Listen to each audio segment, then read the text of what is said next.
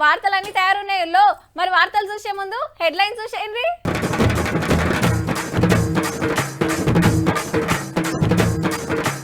Climax కి వచ్చిన drugs case సినిమాలకు లింక్ లేదంట బాస్. ఐటీ సోదాల మీద బాధ వెనకాల ఉందట ఇంకో కథ.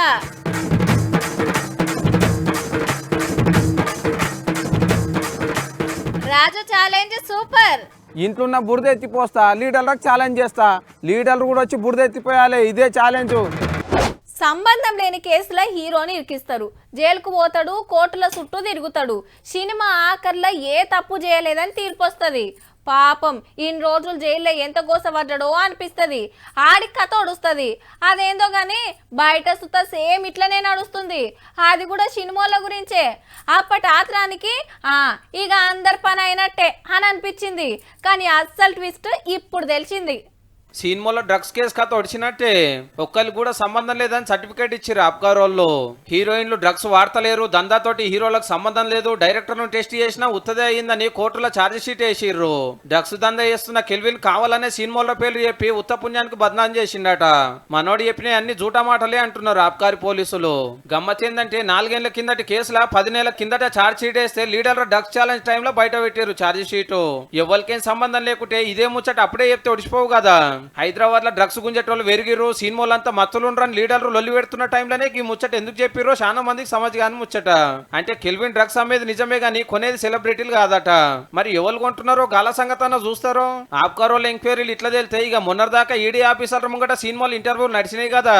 వీళ్ళు కూడా ఏం లేదు అంతొత్తదే అమాయకులని సర్టిఫికేట్ ఇచ్చిరంటే సినిమాలో డ్రగ్స్ సినిమాకు శుభం కారట పడ్డట్టే.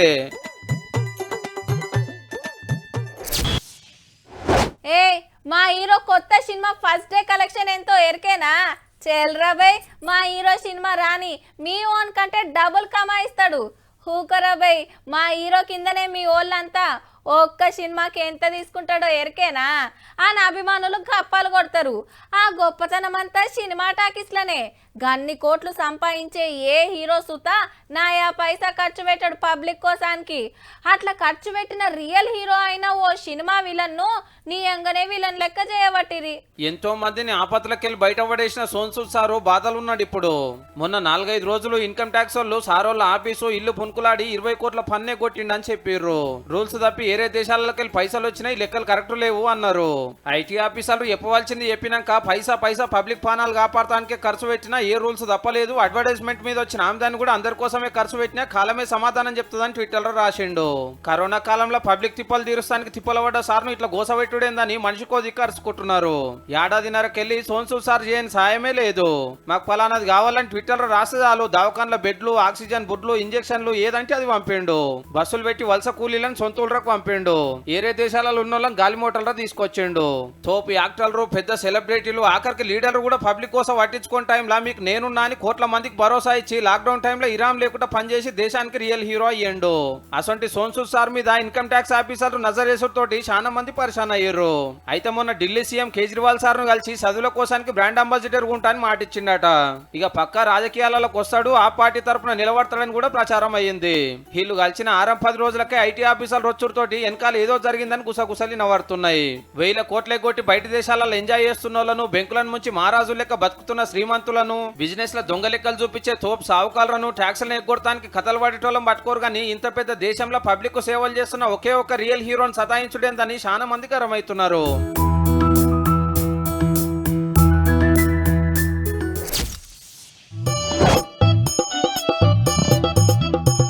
ఈతల బస్తీ కూడా ఉందిగా, వద్దు ఆ బస్తీలకే పోతా. ఏంది ఆటో వదిలేసి అడ్డ మీద పనికి పోతున్నావా? బురద ఎత్తిపోయి నీక పోతున్నా. వాన వస్తే వరద వస్తుంది, వరద వస్తే బురద వచ్చే, అందుకే బురద ఛాలెంజ్ చేయనిక పోతున్నా. ఐస్ బకెట్ ఛాలెంజ్ లెక్క నెత్తి మీద బురద గుమ్మరించుకుంటావా ఏంది? ఇంట్లో ఉన్న బురద ఎత్తిపోస్తా, లీడర్లకు ఛాలెంజ్ చేస్తా, లీడర్లు కూడా వచ్చి బురద ఎత్తిపోయాలి, ఇదే ఛాలెంజ్. కార్లకేంచి కాలు కింద పెట్టకుండా మట్టి అంటకుండా తిరుగుతారు, బురద ఎత్తి పోస్తారా? అందులో తప్పేముంది, ఎత్తిపోసుకుంటా సెల్ఫీ దిగాలి, సోషల్ మీడియాలో పెట్టాలి, ఇంకో లీడర్ కి ఛాలెంజ్ చేయాలి. ఇప్పుడు బురద ఏడుందని ఎత్తి పోస్తారు. నిన్న హైదరాబాద్ లో 2 గంటలు వాన దంచే వరకు రోడ్లు కుంటలైనాయి, ఇండ్లు స్విమ్మింగ్ పూల్ అయినాయి. ఇంతనే వరద బురద. మొన్న 6 దినాలు ఆగమానలు వచ్చి వరదల పబ్లిక్ తిప్పలు పడితేనే ఎవ్వరు రాలేదు. అప్పుడు రాజుగారు ఛాలెంజ్ చేయలేదు కదా, ఇప్పుడు చేస్తున్నా. ఇప్పుడు లీడర్లు అంతా వైట్ ఛాలెంజ్ అని చేస్తున్నారు. ఏం పోయింది దాంతో? వైట్ ఛాలెంజ్ అంటే డ్రగ్స్ టెస్ట్ కు సంబంధించింది. రేవంత్ రెడ్డి సారు కేటీఆర్ సార్ కు కొండా విశ్వేశ్వర్ రెడ్డి సార్ కి ఇసిరిండు. ఆ ఛాలెంజ్లతోటి పబ్లిక్ ఏం మంచి జరుగుతుంది? వాళ్ళు డ్రగ్స్ తీసుకుంటే ఎంత, తీసుకోకుంటే ఎంత, మనకు పనులు కావాలి గంతే. అంటే పట్నంలో పబ్బులల్లో బగ్గా అమ్ముతున్నారు, యూత్ ఆగమైతున్నారని అంటున్నారు. ఇక్కడ వానలతోని వరదలు వచ్చి పబ్లిక్ ఆగమైతలేరా? ఈ ఛాలెంజ్లు బాగానే వేసుకుంటారు కానీ టెస్ట్లకు వస్తారా పోతారా? పోరు కదా. లీడర్లు ఛాలెంజ్ చేసుకొనే రారు. ఇక నువ్వు బురద ఛాలెంజ్ చేస్తే వస్తారా? బురద ఎత్తి పోస్తారా? కనీసం వాన వచ్చినప్పుడు ఇళ్ళకి నీళ్ళు రాకుండా నాలాలు మంచిగా చేపిస్తే పబ్లిక్ తిప్పలు పడరు కదా. అట్లనే చంద్రబాబు కూడా డబుల్ బెడ్రూమ్ ఛాలెంజ్ చేయమను. గప్పుడు గుడిచెల్లేని తెలంగాణ అవుతుంది. అంటే నువ్వు మొదలు ఇల్లు కట్టించి ఆ ఛాలెంజ్ ఏరేటోళ్ళకి సుడతావా? మహబూబ్ నగర్ ఒక ఆమె బాత్రూమ్ లోనే 2 ఏళ్ల సంది ఉంటుంది. ఏ లీడర్ అయినా ఆమెకి ఇల్లు కట్టించి ఇంకిద్దరు లీడర్లకు ఛాలెంజ్ చేయాలి. చేతులకి వెళ్ళి పైసలు పెట్టే ఛాలెంజ్లు చేయమంటే చేస్తారా? ఓట్లేసి గెలిపించుకున్నాం కదా, ఎందుకు చేయరు? నా ఆటోను ఈ గుంతల రోడ్ల మీద నడిపి వారానికి ఒకసారి మెకానిక్ షెడ్కు తీసుకుపోతున్నా. ఏం లాభం? గిరాక్ పైసలు అన్నీ అటే పోతున్నాయి. అమ్మో, ఆటో ఛాలెంజ్ చేయమని ఇట్లా డిమాండ్ పెట్టేటట్టున్నావు కదా. అవు మళ్ళా అట్లా చేస్తే యువతకు ఉపాధి వస్తుంది, వాళ్ళ కాళ్ళ మీద వాళ్ళు నిలబడతారు. నిరుద్యోగ ఛాలెంజ్ చేస్తే కూడా ఇంకా సూపర్ ఉంటది. అంటే ఒకరికి కొలువు ఇచ్చి ఇంకో ఇద్దరికి కూడా కొలువులు ఇవ్వాలని ఛాలెంజ్ చేయాలి. అట్లా చేస్తారు. నేను ఇప్పుడు పోతా, ఎవరి ఇట్లా బురద తీస్తా, సెల్ఫీ ఫోటో దిగుతా. పట్నంలో ఉన్న మంత్రులకు ఎమ్మెల్యేలు అందరికి ఛాలెంజ్ చేస్తుతా. ఓరి పిల్లగా బురద తీస్తుంటే ఫోటో తీతురా. నాకు పని ఉన్నది. నీ అమ్మ ఏం పని ఉంటుందిరా? మంచి పని చేయరు. పోర్లకు ఇంత శాత కాదు. 9 దినాలు గణేష్ మహారాజును సంబరంగా కొలుచుకున్నారు. ఒక్కనాడు లోడవలసిన నిమజ్జనము 2 దినాలైంది ట్యాంక్ బండ్ మీద. సాగరం చుట్టూ ఎటు చూసినా గణపతి రథాలే. పెద్ద పెద్ద విగ్రహాలన్నీ ఈడికే వచ్చినాయి. ఆట పాటలతో సాగనంపిరు భక్తులు. గదంతా చూపించినాం 2 రోజులు. అదే హుస్సేన్ సాగర్ కాడ ఇవాళ ఏం జరుగుతుందో కూడా తెలుసుకోవాలి కదా.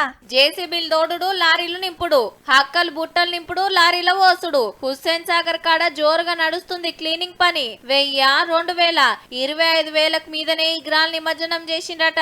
భక్తులు సుతా బగ్గొచ్చిరి. చెత్త చెదారం మస్తు జామ్ అయింది. విగ్రహాలకెళ్లి ఇనుప సలాకులు తీసి దేనికది ఏర్ చేస్తున్నారు. పెద్ద పెద్ద జేసీబీలతోటి లండు బొండు తోడేస్తున్నారు. సాగరంలోకెళ్లి 260 మంది కార్మికులు పనిచేస్తే 60 టిప్పర్లు రోజుకు 120 ట్రిప్పులు కొడుతున్నాయి. ఈడికేం తీసుకుపోయి పట్నం శివారు కీసర సైడ్ వేస్తున్నట చెత్త అంతా. సగం పని అయిపోయింది. సీకులు సెల్టకెళ్ళి తీసిన మట్టి అదంతా చెత్త అంతా తీసుకునేది. ఇంకో 10 రోజులు 15 రోజుల పని ఉంటుంది. ఇక అంతే. చేసినందుకు మాకు సంతోషంగా ఉంది. హుస్సేన్ సాగర్ లో నీళ్లు మున్పే మురికి మురుకుండే. ఇప్పుడు ఇంకెట్లుంటాయో. మల్లేడు ఈడ నిమజ్జనాలు చేయొద్దని దేశం పెద్ద కోర్టు సుతా చెప్పింది. సర్కారోళ్ళు అప్పటి ఎసొంటి సౌలతులు చేస్తారో మరి.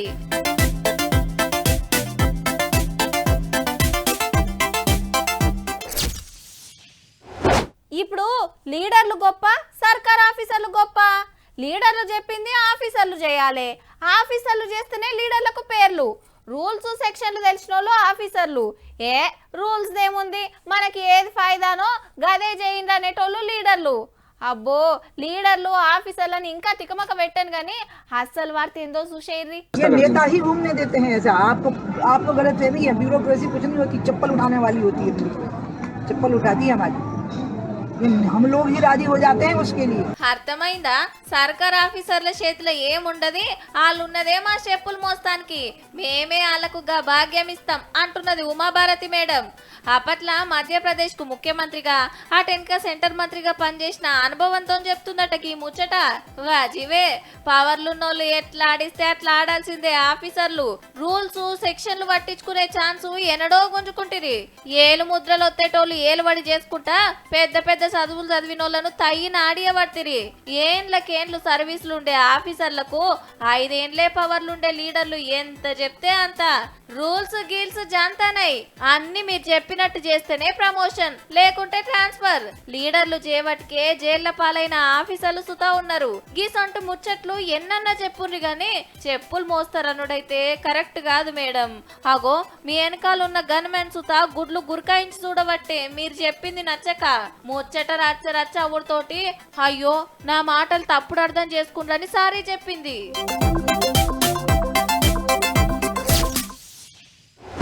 గవర్నమెంట్ మీటింగ్ ఏదైనా లీడర్లు ఆఫీసర్లు అందరు వస్తారు. తక్లీఫులు చెప్పుడు, రాసుకునుడు, ఆర్డర్లేసుడు, సరే సార్ అనుడు నడుస్తుంది.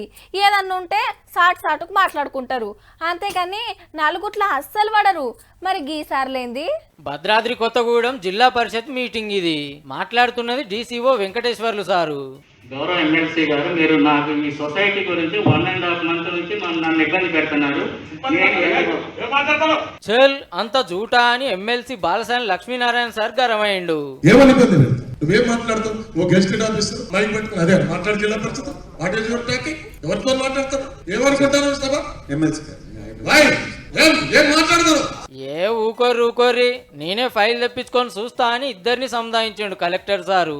ఉస్కే ర్యాంపుల కడ పుట్టిందట పంచాది. అదేందో పురాగా చెప్తలేరు గాని ఎమ్మెల్సీ గారు సతాయిస్తుండని అందరి ముంగట్నే బాగా చెప్తా చెప్పిండు ఆఫీసరు. ఇంతమందిలో అంత మాట అంటావా అని బాలసాని సారు కోపం వచ్చినట్టుంది.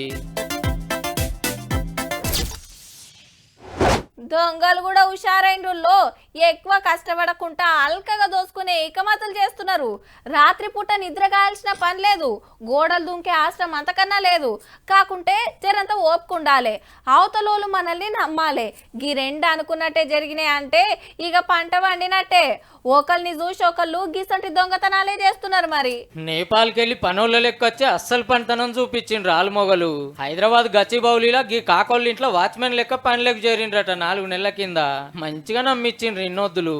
ఇంటోళ్ళు మొన్న శ్రీశైలం పోతే ఇదే సందని కిటికీలు ఉడబీకి ఇంట్లోకి జొరబడ్డారు. బీర్వాలాకర్ వలగొట్టి పైకం బంగారం ఉన్న కాడికి ఉడుచుకుపోయిండ్రు. నెట్ క్యాష్ ఒక 15 లక్షలు, బంగారం ఆభరణాలు దాదాపు 50 నుంచి 60 లక్షలు, మొత్తం ఓ 60 లక్షల దాకా మోసిండ్రట.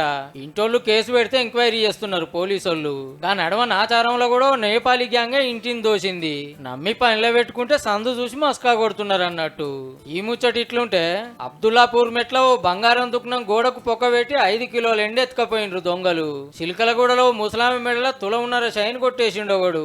జనగాంలో సూతి ఇట్లనే పొద్దుగాల ఆకిలి ఉడుస్తుంటే ఈ పెద్దమ్మ మెడల 4 తులాల పుస్తల తాడు గుంజుకపోయిండ్రట. ఇక గీళ్ళదేరే కథ. నల్గొండ జిల్లాల కత్తులు కటార్లు పట్టుకొని ట్రాలీ ఆటో వేసుకొని తిరుగుతున్నారు. ఒకళ్ళ సెల్ ఫోన్ కొట్టేయబోతుంటే దొరకబట్టి పోలీసులకు ఒప్ప చెప్పిండ్రు. తీరు దొంగలు మోపైండ్రు పో. ఎటుకెళ్ళి ఎవడొచ్చి ఎట్ల మత్పరిచ్చేది తెలియకుంటుంది. చూసిండు కదా, ఇక ఈ తీన్మార్ వార్తలు ఉంటాం. నమస్తే.